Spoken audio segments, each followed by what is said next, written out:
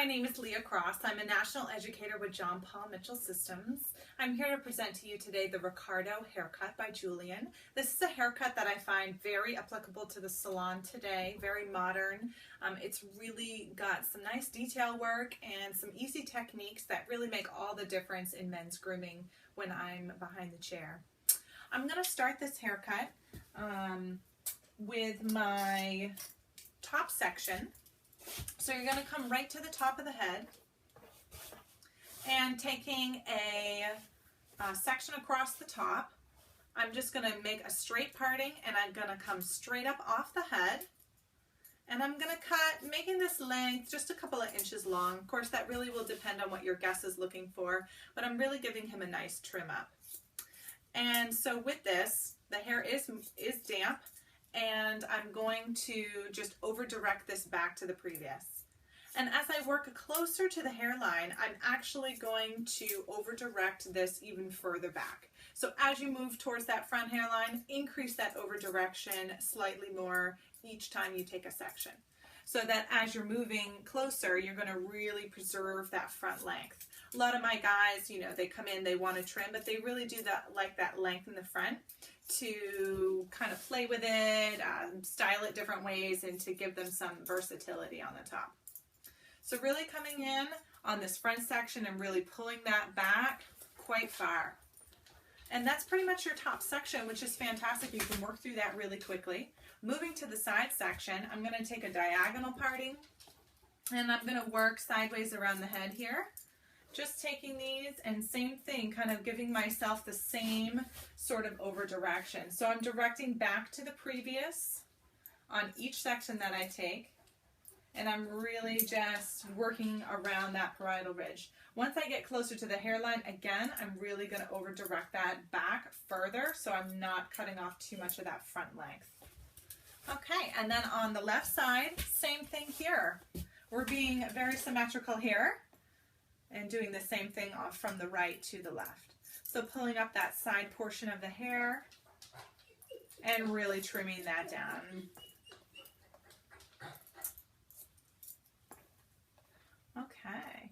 And again, over directing back to the previous. Sometimes I need to let my texture of my guest's hair determine how much of this length I'm going to take off and how far back I'm going to over direct it.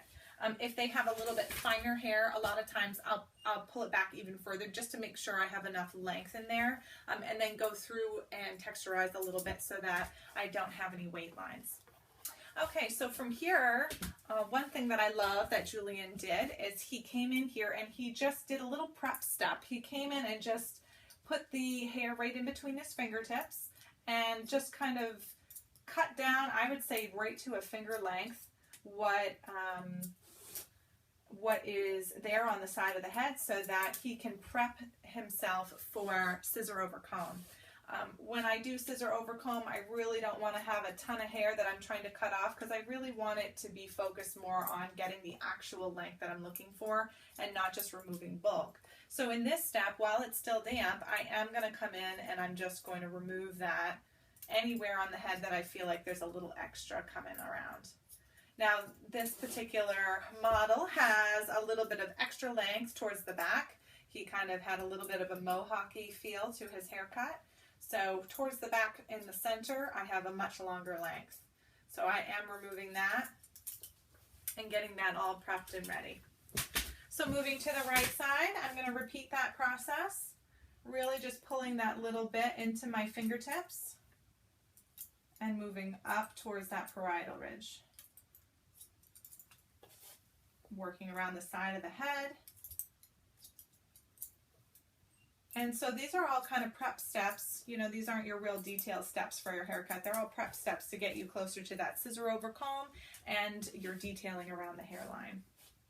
I really don't want to be fighting with myself and all kinds of hair in there when I go to cut this. Okay, so he's shaping up pretty nice here.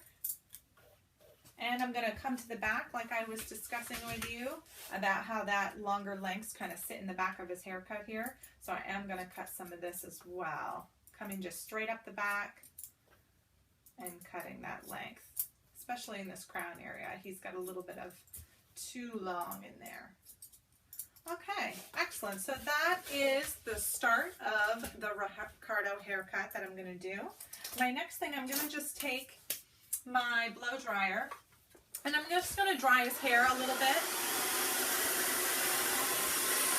Taking my comb and my blow dryer to smooth this down.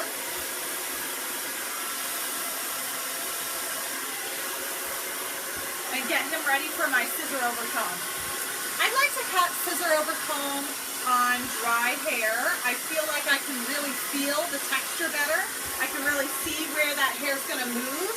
And once I blow dried it into place, I really get a better feel for how much length I want to remove. When it's wet, I feel like sometimes I'm cutting too much or just not enough. And I really can't tell how much texturizing I need to do and how much detail work I need to do. So getting him all ready for this. And I can definitely see in the front I'm going to be cutting off a lot more length. As you can see my pre-done model over there, he's got a bit of a shorter front hairline. Looks really sharp.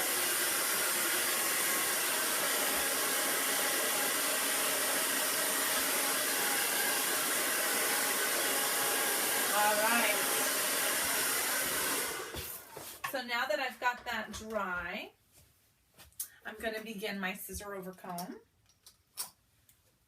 And so starting on the right side of the head, I'm going to tilt my guest head just a little bit. Don't be afraid to tilt your guest head because you really want to get nice and tight and a nice good taper in there. And you can't always do that when their head is straight up and down. So feel free to move their head a little bit. So on the right side of the Ricardo haircut, I'm going to come in at an angle and start my scissor over comb. Now with my scissor over comb, I want to make sure my blade and my, here, let me move this so you can see. I want to make sure my blade and my comb are parallel to each other all the time while I'm moving. So you're really keeping those two together, working up the head. I take little bites off as I go. I'm not really looking to take, again, like a huge bulky chunks off. I really want to just refine this haircut and make sure that it looks really sharp. All right. So, and utilizing your angles too, I like to go against the direction of the hair, and if the hair is growing forward, then I want to come back. If the hair is growing straight down, then I come up. And of course, contouring around the ears is a nice thing to do too. Julian, of course my mannequin doesn't have an earlobe, but he definitely takes his comb and his thumb and he pushes that ear out of the way. Really helps you get in and behind there and create that nice taper look around the ear. That's one of those little features that I do for my male guests, is I will really taper it nice and tight around the ear so that as their hair grows out, they don't have to come back and see me quite as often. Because they're getting a little, like an extra week or so out of their haircut because I get really nice and tight around there. So working in the back section, I'm moving up and you can see I'm just keeping that comb and that scissor really nice and parallel and coming up and working close, nice and tight around the head. This is something that did take me a little practice to get the scissor over comb going. It's definitely a different feel if you haven't done this before. And if you are someone who does get a lot of cut lines when you do this, I find that moving my blade pretty quick and moving my comb slow is really how you get rid of those cut lines. All right, so that really just took it down nice and sharp in there. So I'm gonna work on the sides first, and then I'll move to the back. So he's nice and dry. Remember, you could definitely do this on more damp hair, but I would say you probably want to try it on the dry, especially if you haven't done it before. You definitely will get a better feel for that blade and that comb working together as a pair.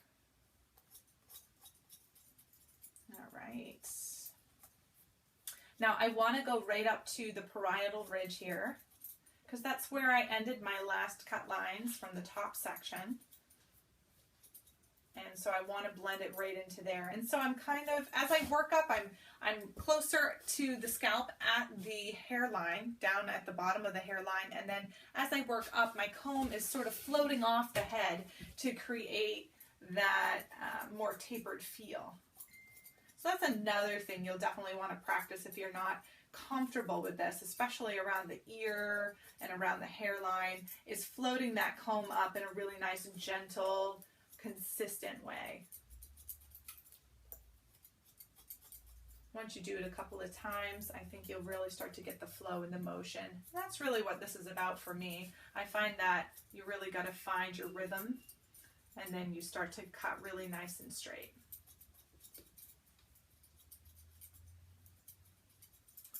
Okay, excellent. And then coming up off that parietal ridge just a little bit, blending a few of those little extra hairs around there before you move on. Okay, so